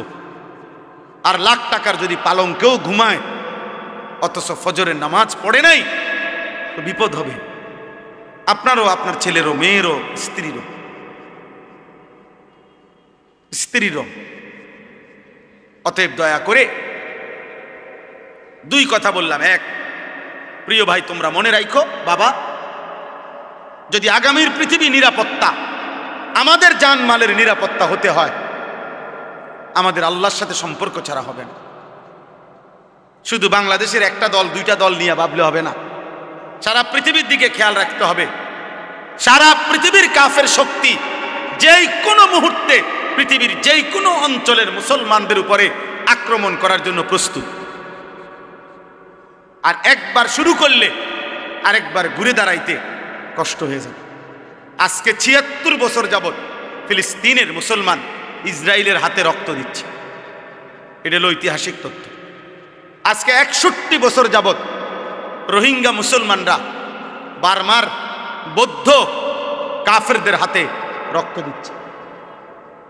একদিন না, একদিন। আজকে 76 বছর যাবৎ কাশ্মীরের মুসলমান ইন্ডিয়ার বেঈমানদের হাতে রক্ত দিচ্ছে। একদিন না দোস্ত। এই জন্য একবার কাটিয়ে ফিরে গেলে আরেকবার সোজা হইয়া দাঁড়াইতে অনেক সময় লাগবে, অনেক সময় লাগবে, অনেক সময়। এজন্য এটা একটা বিষয়, আগামী প্রজন্ম নিরাপদ থাকতে হলে তোমরা নামাজ পড়তে হবে। আমার একটা কথা, একটা ছেলে কল্পনা করো, মনে করেন সবাই ভাবেন তো যে এইখানে মনে করেন যদি 10,000 সাহাবী মদিনার কল্পনা করেন নবীজির যুগটা, একটা মিনিট মনে মনে ভাবেন তো আপনারা যে আমাদের নবী সাল্লাল্লাহু আলাইহি সাল্লামের জামানায় মনে করেন 10,000 সাহাবী নবীজির সামনে বসা। কয় হাজার? তো নবীজি তাদের সামনে বসা, এটা হিসাব ধরেন তো 10,000 সাহাবীর মধ্যে গুনলে মানে 1 2 3 4 5 6 7 8 করে গুনলে তো একজন হবে 1, আরেকজন হবে 10,000, হবে না? মানে সংখ্যা হবে কিনা এরকম কথা বলে না। কিন্তু প্রশ্ন হলো এখন আমার যে এবার আমরা কল্পনা করেন তো 1 নম্বর জন মনে করেন সামনে বইছে, আর 10,000 নাম্বার যার সিরিয়ালে উনি মনে করেন একদম পিছনে। তো এই 10,000 সাহাবীর সামনে কল্পনা করেন যে ফজরের নামাজ পড়তো কয়জন, কয় পার্সেন্ট?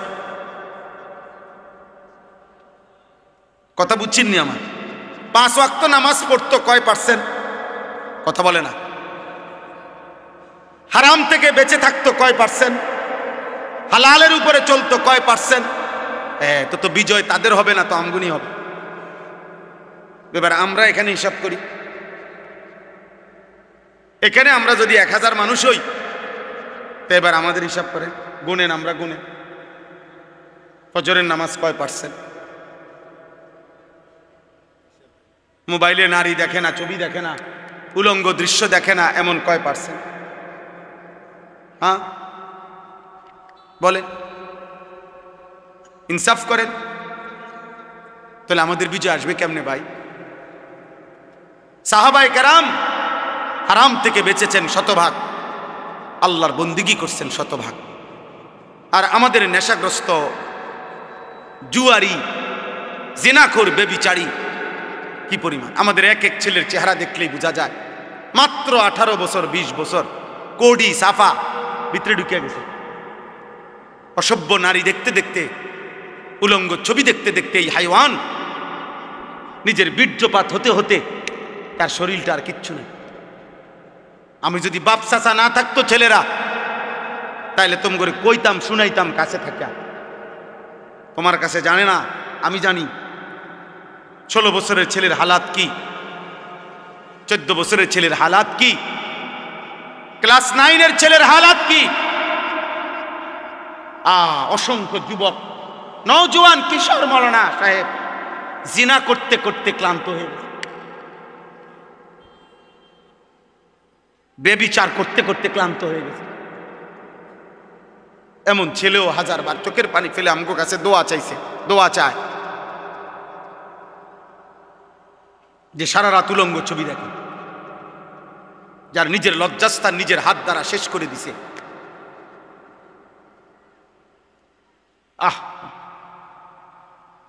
কোন মানুষের শরীরের স্বাস্থ্য, শক্তি, শৌর্য সবকিছুই শেষ করে দিচ্ছে। হ্যাঁ, কি পরিমাণ সন্তান, কি পরিমাণ মানুষ নেশাগ্রস্ত দেখেন। আল্লাহ তাআলা যেটাকে স্পষ্ট হারাম করেছেন,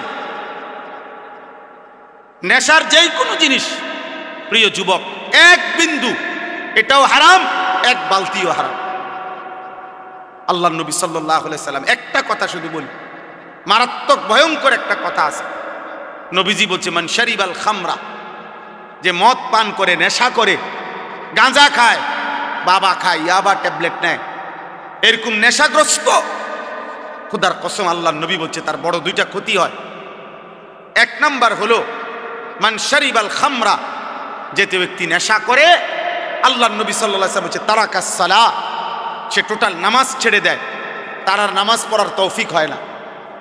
কিন্তু এর পরের কথাটা আরো জঘন্য, এটা বলতেও আমার কলজাটা কাঁপে।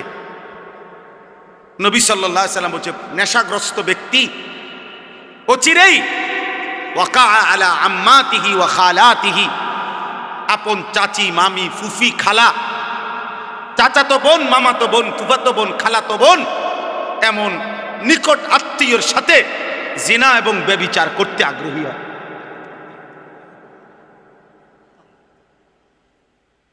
আল্লাহর কসম, নবী বলছে।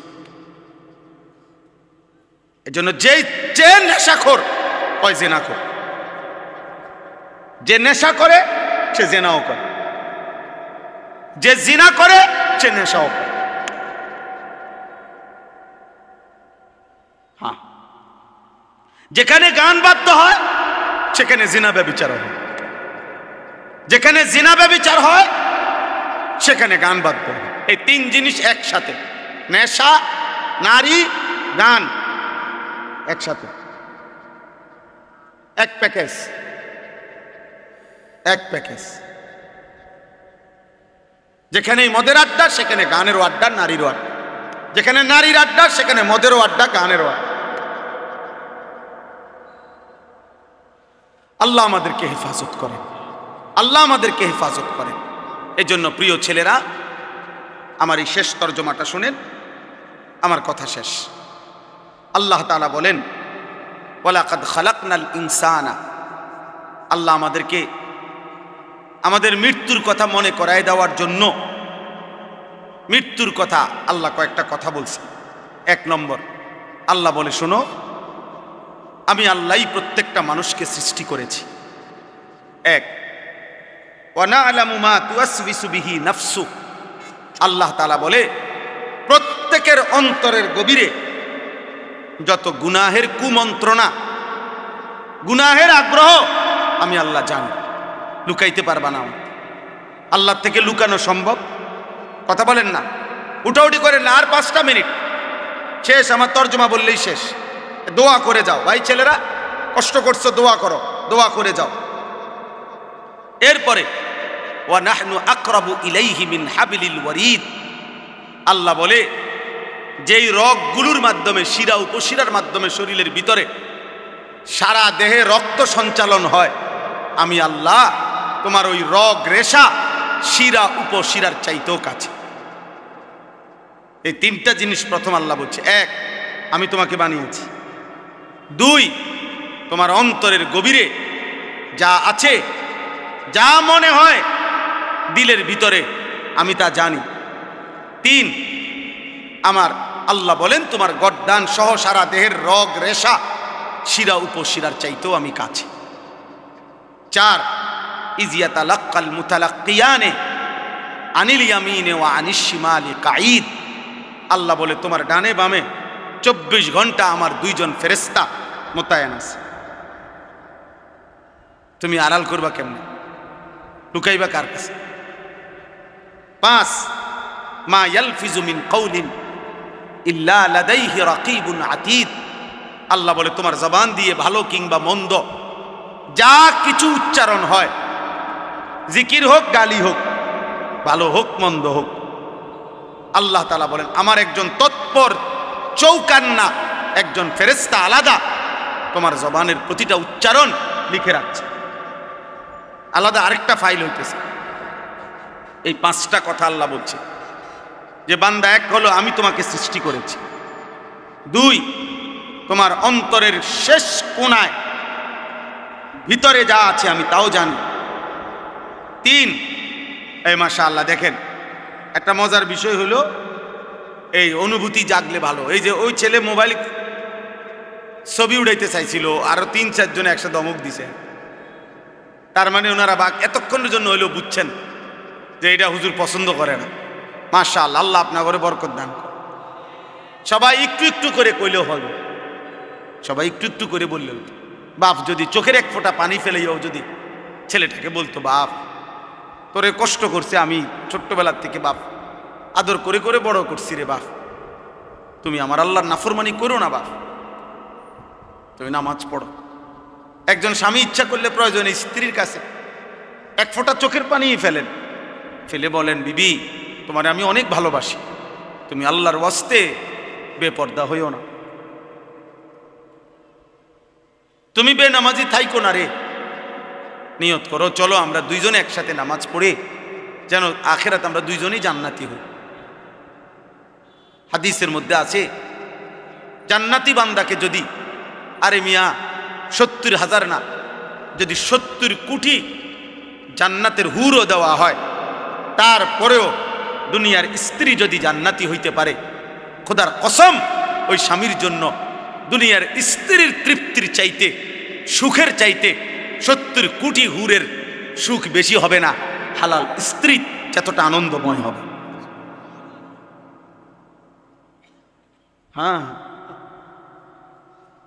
কারণ সে যুদ্ধ করে কষ্ট সহ্য করে জান্নাতি হইছে, আর হুর তো জান্নাতেই তৈরি হয়েছে। এজন্য 70 কোটি না, 70,000 কোটি হুরের চাইতেও দুনিয়ার স্ত্রী দাম যদি সে জান্নাতি হয়। আল্লাহ কোরআনে বলছে উদখুলুল জান্নাতা আনতুম ওয়া আজওয়াজুকুম তুহবারুন।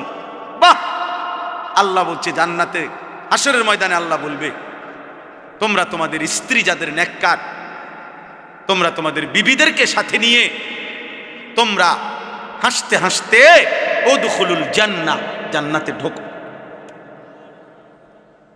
জান্নাতে ঢোকো।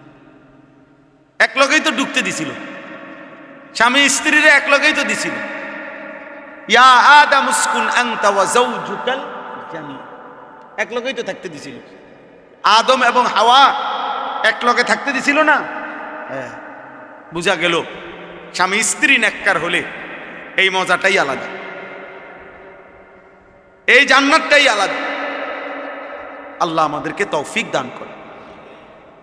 ওয়াজাআত সাকরাতুল মাউত বিল হক, আল্লাহ বলেন, এই দেখেন শেষ কথাটা বোঝে। আল্লাহ বলে বান্দা তোমাকে আমি বানিয়েছি, আমি তোমার ভিতরেরটাও জানি, আমি তোমার শিরা উপশিরা রগ রেশারও কাছাকাছি।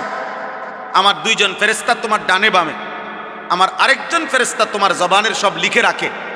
এই ব্যবস্থাপনার এই বেষ্টনীর ভেতরেই একদিন ভালো করো আর মন্দ করো, কাজে লাগাও আর নষ্ট করো, এই অবস্থায় একদিন সত্য সত্য তোমার মৃত্যু যন্ত্রণা শুরু হয়ে যাবে আর তোমার মৃত্যু হয়ে যাবে।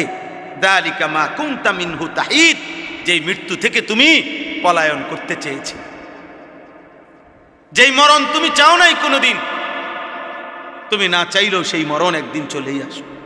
আসবে তো? কথা বলেন না? অতএব আপনি বুদ্ধিমান হন আর বেকুব হন, চালাক হন আর বোকা হন, আপনি মরে যাবেন। আপনি হাসেন কিংবা কাঁদেন, মরে যাবেন। সুখে থাকেন কিংবা দুঃখে থাকেন, মরে যাবেন। 3 বেলা খানা খান আর উপাস থাকেন, মরে যাবেন। রাজপ্রাসাদের অট্টালিকায় থাকেন আর জীর্ণ কুঠির কুড়ে ঘরে থাকেন, মরে যাবেন। মরতেই হবে বাপ, চলে যেতেই হবে। হবে? কথা বলেন না কেন? হবে? হবে। অতএব দোস্ত, আল্লাহ এটাই বলছে, বান্দা খামখেয়ালি করো না।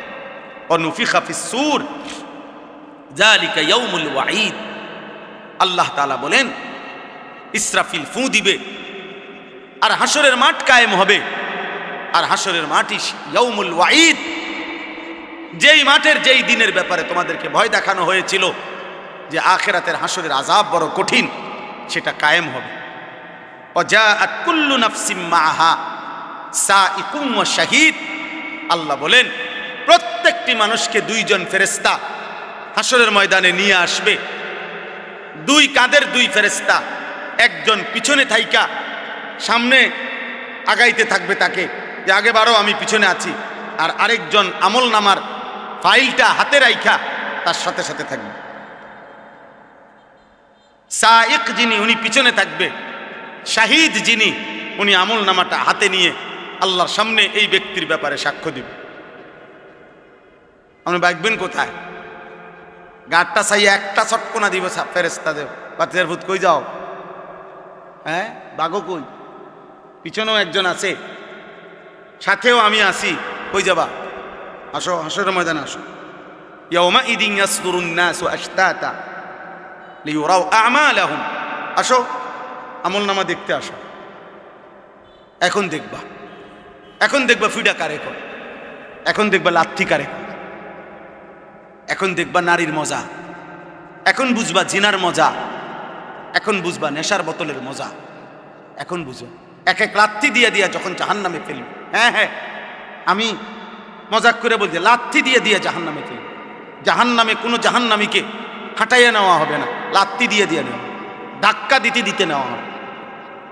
কোনো জাহান্নামী স্বাভাবিক হেঁটে জাহান্নামেও যেতে পারবে না, লাথি দিতে দিতে নেবে, ধাক্কা দিতে দিতে। খুজুহু ফাগুল্লে, গাফেল ছিলে, তুমি মনে করছিলা তুমি মরতা না। ফাকাশাফনা আনকা গিতাআকা ফাবাসারুকা আল-ইয়াওমা হাদীদ। মৃত্যুর মাধ্যমে, কথাটা এটা বোঝেন, এটার অর্থটা সংক্ষেপে, মানে কোনো ব্যক্তি মৃত্যুবরণ করে মানে হলো তার চোখটা বন্ধ হয়। তো চোখ বন্ধ হলে আমরা মনে করি বেটার চোখ বন্ধ হয়ে গেছে, অতএব সে আর কিছুই দেখবে না, মরে গেছে। আল্লাহ বলে না বান্দা, চোখ বন্ধ করলে বাহ্যিক দৃষ্টিতে তুমি দেখছো মরা গেছে, এই দুনিয়া আমি বন্ধ করে দিছি আর কি, কিন্তু এইবার কবরে নিয়া আমি আল্লাহ এই চোখের এই পর্দা সরায়া দেব। এইবার ফাবাসারুকা আল-ইয়াওমা হাদীদ, এবার তোমার চোখ হয়ে যাবে এতটা পরিষ্কার যে কবরের থেকে তুমি জান্নাত পর্যন্ত দেখবে অথবা জাহান্নাম। এখন তো তুমি বেশি দূর দেখো না, তখন তোমার চোখের পাওয়ার হবে এমন, কবরে বসেই তুমি জাহান্নামের আযাব। আর এভাবে যতদিন কিয়ামত না হবে ততদিন তুমি কবরে থাইকেই ছটফট করবা জাহান্নামের ওই আযাব দেখ। আর নেককার জান্নাতের নিয়ামত দেখা খুশিতে হাসতে থাকবে, খুশিতে হাসতে থাকবে। মজার কোনো বিষয়ে মানুষ আগের থেকে কল্পনা তো মজা পায়। বিরিয়ানি খাইব যখন মনে হয়, আমরা ছাত্র জীবনে যেদিন শুনতাম বিরিয়ানি দিব, আলহামদুলিল্লাহ আগের দিন থেকেই একটা মানসিক মনটার মধ্যে একটা প্রস্তুতি থাকতো যে রবিবারে বিরিয়ানি দিব, আগের থেকেই ভালো লাগতো। মাদ্রাসা যেদিন ছুটি দিবে এই দাঁড়ার কামে থাকতো। আমার মনে আছে, যদি মনে করেন বৃহস্পতিবারে ছুটি দিবে, আমরা বুধবার দিন কোনোদিন আমার মনে হয় না আমরা বেডিং বিছাইয়া ঘুমাইছি। বুধবার রাত্রে, বুধবারে বেডিং টেডিং বান দিয়া সব ক্লিয়ার, কোন রকম এমনি মাথাটা লাগাইয়া পরে থাকতাম। অথচ ছুটি হইল আগামীকাল দুপুরের পরে, কিন্তু মজা লাগতেছে যে বাজ্জাম। তো জান্নাতি বান্দা জান্নাত দেখেই মজা পাইতে থাকবে আর বলবে ইয়া রব্বি আকিমিস সাআ, আল্লাহ কিয়ামত হয় না কা, ইসরাফিল ফু দে না কা, হাত্তা আরজিআ ইলা আহলি, আমি আমার পরিবার আমার হুরেরা আমার জান্নাতে যাবো না আমি। আর নাফরমান বলতে থাকবে হাদিসে, ইয়া রব্বি লা তাকুমিস সাআ, হে আল্লাহ কিয়ামত যেন না হয়, ইসরাফিল যেন ফু না দেয়, আহা এই আযাবে আমি কেমনে থাকি। আল্লাহ আমাদেরকে হেফাজত করেন। অতএব প্রিয় ভাই, একটা একটা ছেলেকে অনুরোধ করছি, দোস্ত আমি অনেকক্ষণ বললাম, ছেলেরা আমার একটা একটা ছেলেকে অনুরোধ করলাম, নষ্ট হইও না, নষ্ট হইও না, নারীর ফান্দে জীবন শেষ করে দিও না, মোবাইলটার দিয়া জীবনটা নষ্ট করে দিও না। একটা মোটর সাইকেলের জন্য এমন সুন্দর একটা যুবক নষ্ট হয়ে যায়ও না। 12,000 14,000 টাকার একটা মোবাইলের কাছে এমন একটা হায়াত, এমন একটা জীবন চরিত্রহীন বানায় দিও না, বরং জীবনটা সুন্দর করার চেষ্টা করেন। প্রত্যেকের কাছে অনুরোধ, নবী সাল্লাল্লাহু আলাইহি সাল্লামের একটা একটা সুন্নাত, একটা একটা সুন্নাত আমল করবেন। আল্লাহ তাআলা আমাদেরকে তৌফিক দান করেন। আমি এক্ষুনি ইনশাআল্লাহ দোয়া হবে। মাশাআল্লাহ মাশাআল্লাহ, আলহামদুলিল্লাহ আলহামদুলিল্লাহ। হুজুর ইনশাআল্লাহ দোয়া করবেন। মাশাআল্লাহ, অনেক মুবারক হয়েছে। জি, দয়া করে প্রত্যেকের কাছে আমার, কেউ উঠাউটি করো না ভাই, হুজুর অল্প সময় কথা বলে দোয়া করবেন, সবাই মিলে মেহেরবানি করে। আমার একটা অনুরোধ, মাদ্রাসা অনেক বড় বুজুর্গের হাতে প্রতিষ্ঠিত মাদ্রাসা, এক আল্লাহওয়ালার চোখের পানির মাদ্রাসা। আমি সবার কাছে অনুরোধ করছি, প্রত্যেকে মাদ্রাসার জন্য আগে দিছেন, এখন আবার সবাই একটু পকেটে হাত দিলে, যার যেটুকু তৌফিক হয়, 10 টাকা হোক, 1000 টাকা হোক, 100 টাকা হোক, 500 টাকা হোক। প্রিয় ভাই নওজোয়ান, তোমাদের কাছে যদি 10 টাকা থাকে 10 টাকাই দাও, 100 টাকা থাকলে 100 টাকা দাও, রুমালের মধ্যে দাও, বরকত হবে। আমি বললাম এই নিয়তে দিও যে মাদ্রাসায় 10টা টাকা, 100টা টাকা, 50টা টাকা দিছি, আল্লাহ এই উসিলায় আমারে নামাজি বানায় দেন। فلا مضل له ومن يضلله فلا هادي له ونشهد أن لا إله إلا الله وحده لا شريك له ونشهد أن سيدنا وحبيبنا ومولانا محمدا عبده ورسوله أما بعد فأعوذ بالله من الشيطان الرجيم بسم الله الرحمن الرحيم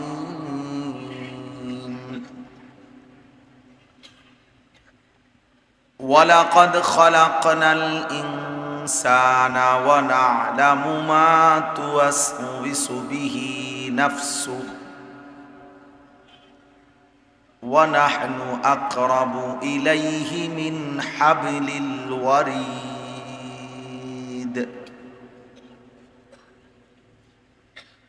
إذ يتلقى المتلقيان عن اليمين وعن الشمال قعيد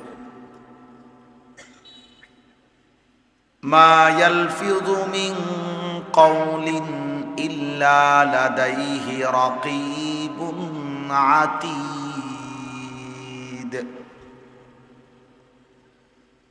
وجاءت سكرة الموت بالحق ذلك ما كنت منه تحيد ونفخ في الصور ذلك يوم الوعيد وجاءت كل نفس معها سائق وشهيد لقد كنت في غفلة من هذا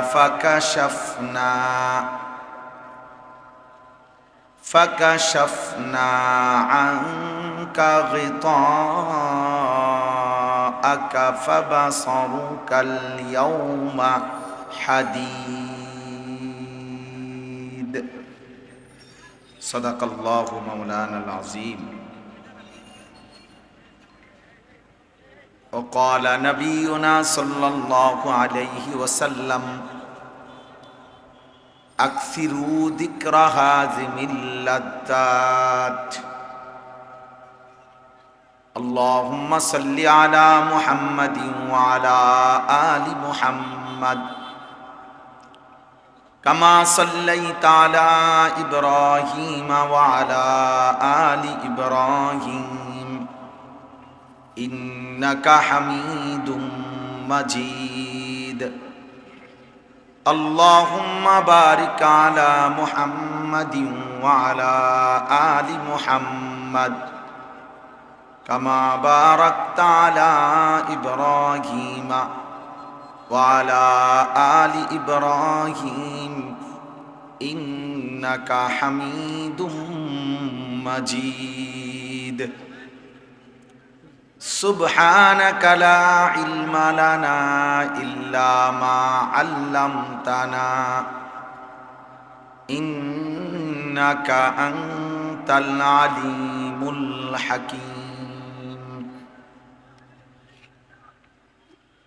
الحمد لله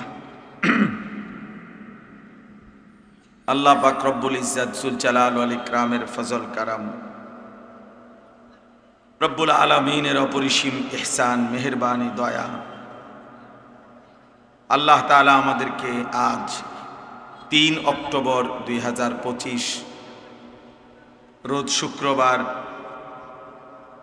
বিবাড়িয়া সদর উত্তর সহিলপুর হযরত মাওলানা জাইনুল আবিদিন বাকাইলি রাহিমাহুল্লাহু তাআলা প্রতিষ্ঠিত উত্তর সহিলপুর উলুমে শরঈয়া মাদ্রাসা ও এতিমখানার উদ্যোগে হাফেজ ছাত্রদের পাগড়ি প্রদান উপলক্ষে ৩৬তম বার্ষিক ওয়াজ ও দোয়ার মাহফিলে আল্লাহ তাআলাই আমাদেরকে আসবার বসবার আল্লাহর জন্যই জমা হওয়ার তৌফিক দান করেছেন, আলহামদুলিল্লাহ। শুরুতে আমার একটা প্রথম কথা হলো, কিশোর নওজোয়ান সহ যত ছেলে যত লোক মোবাইল যাদের এই হাতে ধরা, হাতে মোবাইল ধরে ভিডিও বা রেকর্ড করা আমি আমার পক্ষ থেকে নিষেধ করলাম, এটা আমার আদেশ। অতএব ছেলেরা ভাইয়া, একজন ছেলেও আর একজনও মোবাইল হাতে ধরে রেকর্ড করা যাবে না, আমি এটা পরিষ্কার নিষেধ করলাম। এরপরে আমি তোমারে ধমক দিয়া বের করে দেব, দয়া করে এমনি চলে গেলে আমার কোনো আপত্তি নাই, যে কেউ চলে গেলে কোনো সমস্যা নেই, কিন্তু হাতে মোবাইল ধরে রেকর্ড করা যাবে না, আমি স্পষ্ট নিষেধ করলাম। আমি চোখে পড়লে ধমক দেব। চলে গেলে কোনো সমস্যা নাই, এটা কোনো নির্বাচনী জনসভা না, আমি কোনো প্রার্থী না।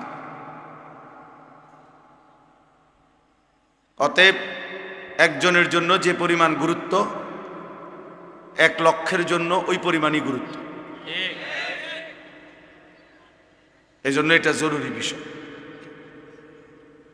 2 নম্বর কথা হলো, নওজোয়ান ভাই তোমরা সবাই মিলে কষ্ট করে, যদি কাদা না থাকে বসো, যদি ওনাদের কাছে যা বসার জায়গা না থাকে তোমরা তোমাদের পায়ের যে জুতা আছে ওইটার উপরে ভর করে বসো। আমি বললাম ভালো হবে, একজনও দাঁড়ায় থেকো না, একজনও না, প্রয়োজনে নিজ নিজ জুতার উপরে বসো। একটু কাদা লাগলে তেমন কিছু হয় না, কথার কথায় কোনো একটু কাদা লাগলে কিচ্ছু হবে না, এটা কি? বউ ভাই বউ, বরকত হবে। মাশাআল্লাহ মাশাআল্লাহ মাশাআল্লাহ, বউ ভাই বউ। ও যে নওজোয়ান ভাই বসো না, ওই মাথা খাই যাও যে, তোমরা ভাই তোমরা বসো, আর না হলে চলে যাও, অসুবিধা নেই, চলে গিয়া বুট খাইলে ভালো, কিন্তু গাফেলকে শুনে লাভ নেই। আল্লাহর কথা জোরে ঠিক বলবে না, আস্তে কথা বল, ঠিক বলে চিৎকার মারা, এটা এক ধরনের অভদ্রতা। কারণ হইলো এটা একজন বললে তো বাকিরা যে হাসে, তাহলে বোঝা গেল এটা মস্কারি করা হইলো, নাইলে বাকিরা হাসলো কেন বলে? মানে একজনে বললো ঠিক, তা আরেকজনে হাসি দিল, কিরে রে কিতা গলি, তাহলে বোঝা গেল এটা মস্কারি। সাবধান, আল্লাহর কথার উপরে সামান্যতম তুচ্ছ তাচ্ছিল্য করা এটা কুফরি, কুফরি, ডাইরেক্ট কুফরি। ইস্তেহজা কুফরি, মানে ঠাট্টা করা, তুচ্ছ তাচ্ছিল্য করা, কোনো কথা দ্বারা, শব্দ আচরণ উচ্চারণ দ্বারা। প্রিয় ভাই, একটা হলো আমল না করা, আর একটা হলো অবজ্ঞা করা। দাড়ি না রাখা এটা কবিরা গুনাহ, কিন্তু অবজ্ঞা করা, টিটকারি করা, বিদ্রুপ করা কুফরি। এটা জরুরি কথা, কিন্তু এজন্য ফাইজলামি সবখানে না, মস্কারি সব জায়গায় না। তুমি না শুনলে কোনো সমস্যা নাই, আমি তো আগেই বললাম, কিন্তু আল্লাহর কথা শতভাগ মনোযোগ দিয়ে শুনতে হয়। কোরআনুল কারীমের মধ্যে বারবার আল্লাহ তাআলা এই কথাটা বলছেন, ফাসতামিউ লাহু ওয়া আনসিতু।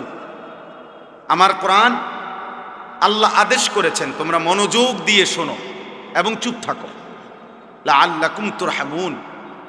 আল্লাহ তাআলা বলেন যদি মনোযোগ দিয়ে শুনো, চুপ থাকো, আমি আল্লাহ ওয়াদা করলাম অবশ্যই তোমাদের উপরে রহমত বর্ষিত হবে। এই সরাসরি আল্লাহর ওয়াদা। এজন্য যে আল্লাহর কথা মনোযোগ দিয়ে শুনবে, চুপ থেকে শুনবে, আল্লাহ তার উপরে রহমত বর্ষণ করবে। রহমত বর্ষণ করবে মানে কি?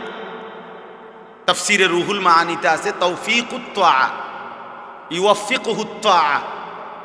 আল্লাহ তাআলা তাকে ওই কথাগুলোর উপরে আমল করার, আনুগত্য করার, আমল করার তৌফিক দান করবে। হযরত এই মাত্র বললেন আমার পরম শ্রদ্ধেয় উস্তাদ, বাংলাদেশের মুরব্বী, বাংলাদেশের হাজারো লাখো উলামায়ে কেরামের অভিভাবক, হেফাজতে ইসলাম বাংলাদেশের সংগ্রামী মহাসচিব আল্লামা শায়েখ সাজিদুর রহমান দামাত বারাকাতুহুমুল আলী, একেবারে ছোট্টবেলায় জিন্দেগির প্রথম মাদ্রাসার পড়ালেখা বলতে যা বুঝায় আমি সেটা দারুল আরকামে পড়ছি। হুজুর আমার উস্তাদ, উস্তাদ না শুধু অনেক প্রিয় উস্তাদ, আমাদেরকেও ব্যক্তিগতভাবে অনেক আদর করে, অনেক আদর। সর্বপ্রথম যাদেরকে দিয়ে, সর্বপ্রথম যেই বেস দিয়া দারুল আরকাম মাদ্রাসা, ওই মেড্ডা পীরবাড়ি চালু হয়েছে যেখানে, আমি সেই বেসের ছাত্র। আমাদেরকে দিয়েই মাদ্রাসা চালু হয়েছে। সেই এই মসজিদ, পুরান মসজিদের কাজ, রাস্তার সামনে যেই মসজিদটা, আমরা নিজেরা কাজ করছি। এই মসজিদ মিস্ত্রিরাও করছে, আমরাও কাম করছি। একবেলা পড়ছি, আরেকবেলা মসজিদের কাজ করছি। ছাদ ডালাইয়ের কাজও আমরা করছি, আলহামদুলিল্লাহ। তো যাই হোক, বলার উদ্দেশ্য হলো হুজুর এই মাত্র বললেন যে আমল মাকসাদ, বললেন না এখন আমল মাকসাদ। তো আল্লাহ তাআলার কথা যদি কেউ মনোযোগ দিয়ে শুনে, আল্লাহর ওয়াদা যে তোমার উপরে রহমত বর্ষিত হবে, মানে হলো আল্লাহ তাআলা তোমাকে আমলের তৌফিক দিবে। প্রিয় ভাই, আসলে অনেক মানুষ আছে ফিরতে চায়, ফিরতে পারে না। মাঝে মাঝে মন চায় নামাজ পড়তে, সময় কুলায় না, অথবা মানসিকতাই হয় না। অনেকের আছে অনেক গুনাহ ছেড়ে দিতে মন চায়, কিন্তু কে যেন তারে ফিরায় রাখে। তাহলে আল্লাহ তাআলা কাউকে ইবাদতের তৌফিক দেওয়া, এটা আল্লাহর নিয়ামত, এটা আল্লাহর নিয়ামত। এই জন্য আল্লাহর কথা মনোযোগ দিয়ে শুনতে হবে, আজকে না সব সময়। প্রিয় ছেলেরা,